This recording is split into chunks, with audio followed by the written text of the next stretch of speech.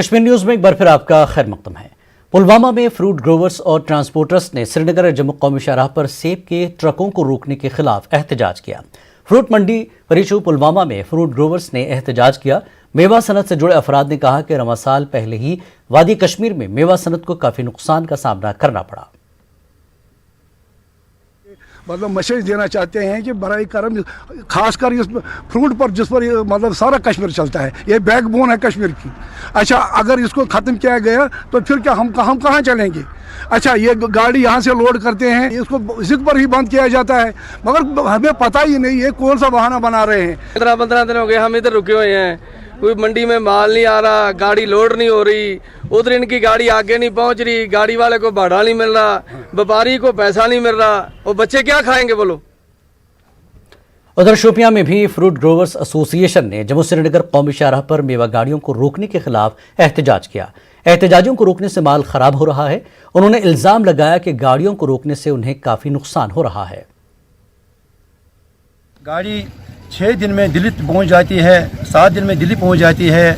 उसका बराह रास्त जो नुकसान है वो लोडर के साथ साथ खरीदार के साथ साथ ज़मीनी सतह पर ग्रोवर को हो सकता है। हम गवर्नमेंट को इस प्रोटेस्ट से ये बात बावर करना चाहते हैं कि अगर इस चीज़ की तरफ ध्यान नहीं दिया गया है तो जो ग्रोवर हजरात है वो सारे इस प्रोटेस्ट की प्रोटेस्ट में शामिल हो सकते हैं।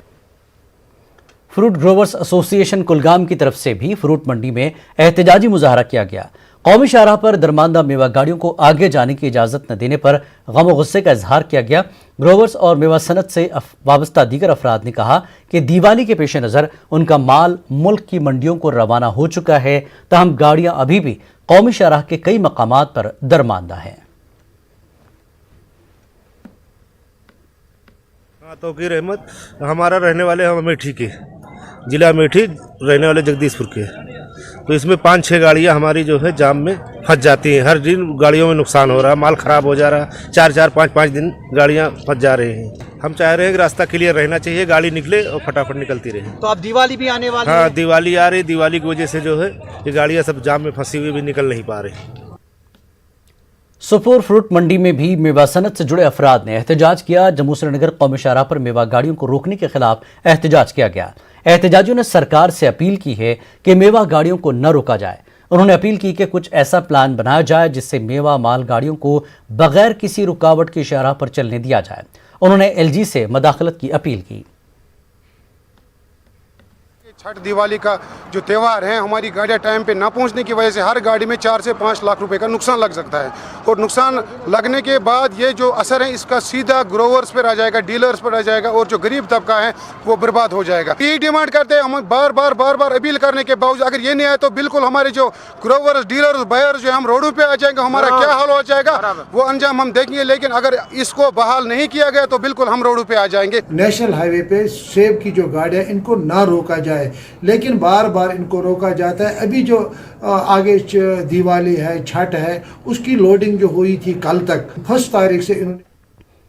और आइए मेवा काश्तकारों को दरपेश इस मसले के हवाले से मजीद बातचीत के लिए हमारे साथ फिलहाल जुड़ गए हैं फ्रूट मंडी सोपुर के सदर फयाज अहमद। फयाज अहमद साहब, आपका खैर मकदम है।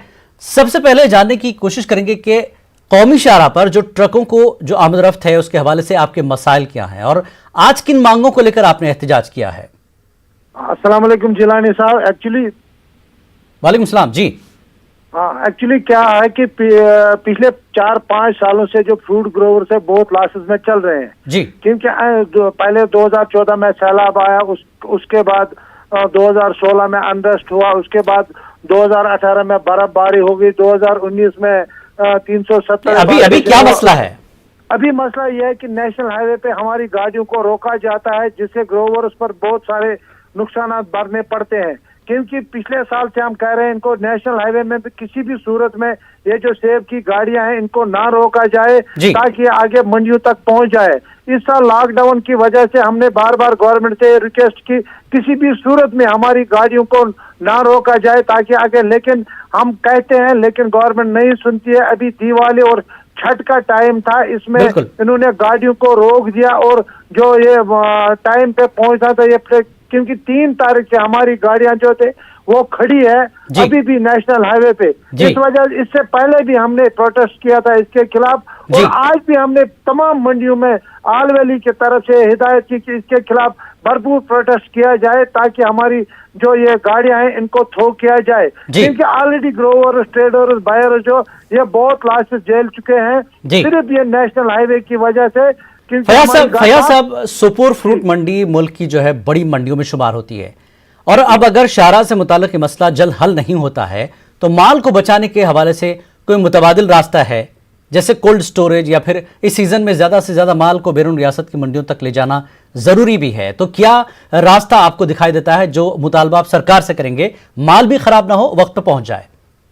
जिलानी साहब, ऐसा है ना कि ये इंडिया में कश्मीर का एप्पल सबसे बड़ा दसावर है जी। क्योंकि स्टोरों में माल जाता है अक्टूबर के बाद जी। लेकिन अक्टूबर से पहले ही जब हमको नेशनल हाईवे पे माल रोका जाता है, इससे ग्रोवर्स को बहुत सारे नुकसान उठाने पड़ रहे हैं। हमने गवर्नमेंट से बार बार यह रिक्वेस्ट की कि अगर नेशनल हाईवे आपको सही तरीके से ठीक नहीं हो रहा है, लेकिन हमको मुतबादिल मगर रोड थ्रो कर दो ताकि हमारा ये जो माल है ये आगे मंडियों तक पहुंच जाए, ताकि ग्रोवर्स को लॉसेस ना हो, क्योंकि ये सबसे बड़ा दसावर है जो कश्मीर का एप्पल है, जो करीबन 8-9 महीने कंटिन्यूसली चलता रहता है। कोल्ड स्टोर का माल इसमें इस साल सी ग्रेड माल हमारा बहुत हो चुका है जी। हमने गवर्नमेंट से ये अपील की थी कि MIS स्कीम लागू की जाए ताकि वो सी ग्रेड माल जिसमें स्केब है और कलर्स जो माल है वो यहाँ ही उठाए, ताकि ग्रोवर्स आगे मंडियों में यहाँ ना भेजे, ताकि मार्केट में हमको फर्क पड़ जाए, हमको A ग्रेड का माल सही मिल जाता। लेकिन बदकिस्मती की वजह से इन्होंने नैफेड किया है जिससे हमको कोई फायदा नहीं है, और नेशनल हाईवे में गाड़ियों को रोककर ये फ्रूट ग्रोवर्स और डीलर्स पर, बायर्स पर बहुत बुरा असर पड़ जाता है। जी, बहुत बहुत शुक्रिया फयाज साहब, आपने हमसे बातचीत की। हम उम्मीद करते हैं सरकार तक आपकी बात जो है न्यूज़ 18 उर्दू के जरिए पहुंचे और आपको कोई नुकसान न हो। आगे बढ़ते हैं। जिला कुपवाड़ा के मुजल सेक्टर में LOC पर कल मिलिटेंटों के खिलाफ ऑपरेशन के दौरान 4 जवान शहीद हो गए थे। इन बहादुर जवानों को आज STC हमहमा बडगाम में खराज अकीदत पेश किया गया। इस दौरान फौज के आला अफसरान मौजूद रहे। वाज़ेह है कि इस ऑपरेशन में सिक्योरिटी फोर्सेस ने 3 मिलिटेंटों को हलाक किया था। ADG western command BSF SS Panwar ने कहा कि LOC के उस पार 250 से 300 के करीब मिलिटेंट दरअंदाजी की ताक में हैं। उसके पता लगता है करीबन 250-300 करीब मिलिटेंट हैं, बट इस साल जो थोड़ा उनका इन्फिल्ट्रेशन कम हुआ कंपेरेटिवली लास्ट ईयर। इस बार तक जो हमारी खबर है वो 24-25 ही कर पाए हैं, पिछले साल 135-40 के करीब थे। एडजी साहब, क्या ये जो हमला हुआ था सिंपल इन्फिल्ट्रेशन था या कोई बैट एक्शन करने की कोशिश की थी जिससे टारगेट किया गया है? जो अभी तक हमें समझ आई है उसके हिसाब से इन्फिल्ट्रेशन अटेम्प्ट था। So what will be the future course of action in those areas? Are you planning to make your bid more stronger? नहीं, वी आर ऑलवेज इम्प्रूविंग। जब भी हमें कोई फीडबैक मिलता है तो जो भी कोई कमियां नजर आती है उसको इम्प्रूव करते हैं, और ये तो कंटिन्यूस एक्सरसाइज चलती रहती है। इसमें कोई ये नहीं कि हम 2 महीने काम करते 4 महीने नहीं करते, ऐसा नहीं होता, हमेशा चलता रहता है। पाकिस्तान ने एक बार फिर फारबंदी मुआहदे की खिलाफ वर्जी की है। पाकिस्तान ने जिला सांबा के रामगढ़ सेक्टर में बिला इश्तियाल गोलाबारी की। आज सुबह हुई गोलाबारी से खेतों में काम कर रहे किसानों में खौफ हरास का माहौल पैदा हो गया। फौज ने भी पाकिस्तान को मुंह तोड़ जवाब दिया। उधर काम हो रहा था, उन्होंने फायर किया पहले, फिर अपने वालों ने किया कोई, उसके बाद अपना गड्डी गुड्डी उत्थे ट्रैक्टर समान वो आ लियाना इन्हें फिर किते फायर, वो कटिया, उसके बाद होया बिल्ले बिल्ले बस फिर बंद हो गए। जो फौजी थे वो आगे काम कर रहे थे, वर्किंग कर रहे, सफाई के लिए जंगल था, सकरंडा था, उसको काट रहे थे, उन्होंने उधर से फायर किया। हम खेत में काम कर रहे थे, उधर धान काट रहे थे, धान काटते हुए हम फिर इधर वापस आके भाग के पीछे फायरिंग शुरू हो गई, तो हम फिर उधर ही लेट गए। फिर 15-20 मिनट तकरीबन फायरिंग हुआ, तो उसके बाद हम जब थोड़ा रुका तो लेटे थोड़े। पुंछ में SOG और आर्मी ने मुश्तरका कार्रवाई करते हुए भारी मकदार में हथियार और गोला बारूद बरामद किया। SOG और आर्मी ने LOC के करीब सर्च ऑपरेशन चलाया था। इब्तदाई जांच के मुताबिक ये हथियार वादी कश्मीर ले जाने थे। पुलिस स्टेशन पुंछ में इस सिलसिले में FIR दर्ज की गई है। इन्वेस्टिगेशंस चल रही हैं, उससे यही पता चल रहा है कि ये जो असला अम्युनिशन था ये वैली के लिए स्मगल होना था और इसके जो हैंडलर हैं वो लश्कर तोयबा के जो लोग हैं वो अक्रॉस जो हैं उनसे इसको देखते हुए हमने पूरा एरिया जो है वो सतर्क कर दिया है और जो आगे की कार्रवाई है उसमें जो भी होगा वो आपसे शेयर किया जाएगा।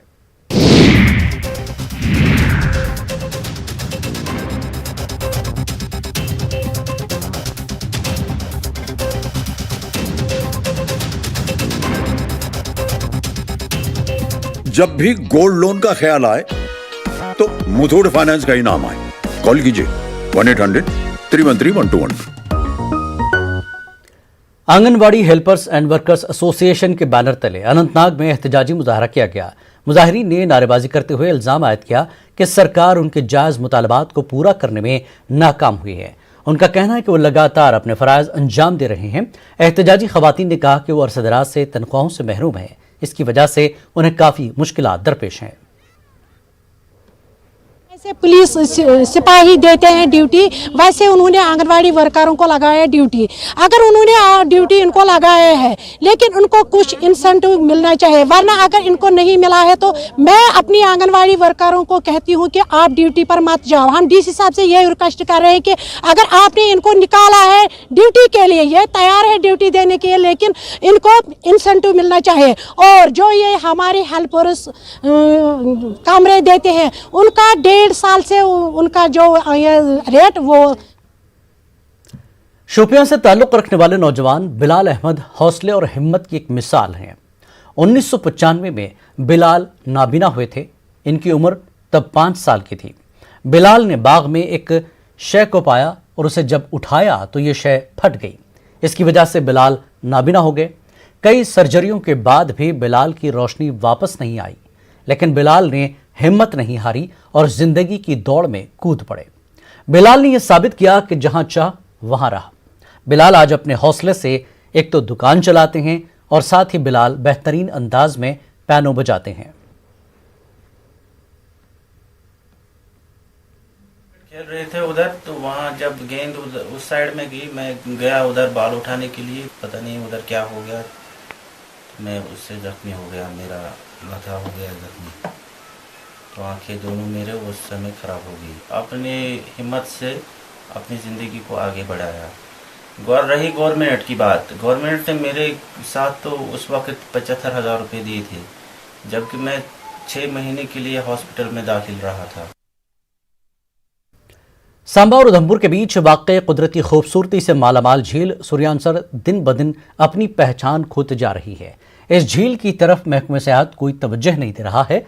झील की तामीर और तरक्की के लिए इंतजामिया की जानिब से कोई भी कदम नहीं उठाया जा रहा है। लोगों ने महकमे सेहत और सरकार के खिलाफ नाराजगी का इजहार किया। लोगों ने मुतालबा किया है कि मानसर झील की तरह सुरियांसर झील की तरफ भी तवज्जो दी जाए। ये जगह जम्मू से 25 किलोमीटर दूर है और अगर 4 लाइन रोड बन जाए सिदरा टू मानसर तो यहाँ पे टूरिस्ट बढ़ सकता है। और सरकारें आर्टिफिशियल से लेक बना रही हैं। ये तो नेचुरल लेक है, पुरानी लेक है, इनको संभालना चाहिए। उसके बाद उनको भी देखें, हम ये नहीं कहते कि उनको ना बनाएं, लेकिन इनका भी तो कुछ ना कुछ करें।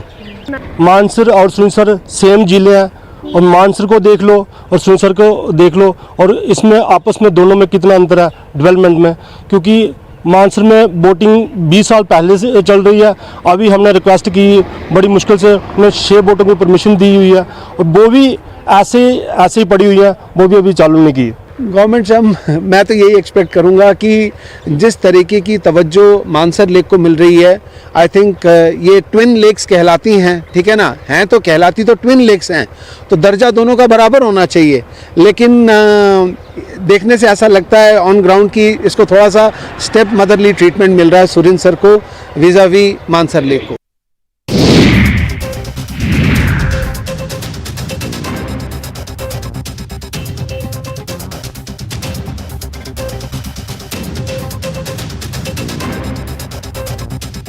जब भी गोल्ड लोन का ख्याल आए तो मुथूट फाइनेंस का ही नाम आए। कॉल कीजिए 1-800-313-1212। पटन के दारगाम में खेल का मैदान अदम तवज्जो का शिकार हो गया है। मकामी नौजवानों को काफी मुश्किलात पेश आ रही हैं। दारगाम के लोगों का कहना है कि यहाँ के नौजवानों ने चंदा जमा करके इस ग्राउंड की तामीर में खर्च किया। उन्होंने मुतल्लिका महकमा और सरकार पर इस ग्राउंड को नजरअंदाज करने का इल्जाम लगाया। दारगाम के लोगों ने मैदान की मरम्मत और स्टेडियम बनाने की अपील की। जो अब ऑलरेडी आपने देखा है कि यहाँ पर एक टेम्पररी बंद तामीर किया है। अब हमारी तरफ से उनको ये रिक्वेस्ट है आला हुकाम तक और ख़ास तौर secretary of youth supporters council कि यहाँ पर एक स्टेडियम तैयार किया जाए। क्योंकि हमारे पास ग्राउंड बहुत ही कम था, तो हमने आपस में कुछ लड़कों ने चंदा करके जो ग्राउंड फेंसिंग का ये प्रोग्राम किया था, तो हमने 75,000 जमा किए थे, लेकिन उसमें बहुत सारे काम है 75,000 में ये हो नहीं पाया। तो हम आला हुकाम से गुजारिश करते हैं, रिक्वेस्ट करते हैं कि प्लीज़ हमें थोड़ा सा मदद चाहिए ताकि ये जो ग्राउंड है ये बढ़ जाए और जो यूथों का जो सपोर्ट्स के साथ ये सिलसिला ये जारी रहे। हमारी डिमांड ये है गवर्नर साहब से, क्रिकेट एसोसिएशन से थोड़ी बहुत फेंसिंग की ज़रूरत है, इसको मिट्टी डालने की ज़रूरत है। लेकिन पिछले 10-15 साल से हम लोग देख रहे हैं कि कोई भी काम इस ग्राउंड पे नहीं हो रहा है। जॉइंट डायरेक्टर स्कूल एजुकेशन डोडा, किश्तवाड़ और रामबन रेंज रोशन लाल ने गवर्नमेंट हायर सेकेंडरी स्कूल किलोतरन भेलिसा का दौरा किया। उन्होंने भेलिसा के कई स्कूल का दौरा किया, तलबा और वालिदैन और असातिज़ा से भी मुलाकात की। डायरेक्टर ने एक फेयरवेल फंक्शन में भी हिस्सा लिया। डायरेक्टर ने कहा कि बच्चों को सिलेबस में राहत के साथ साथ मार्किंग के दौरान नरमी भी दी जाएगी। डायरेक्टर ने न्यूज़ 18 उर्दू को कोरोना दौर में बेहतरीन काम करने पर एजाज से नवाजा।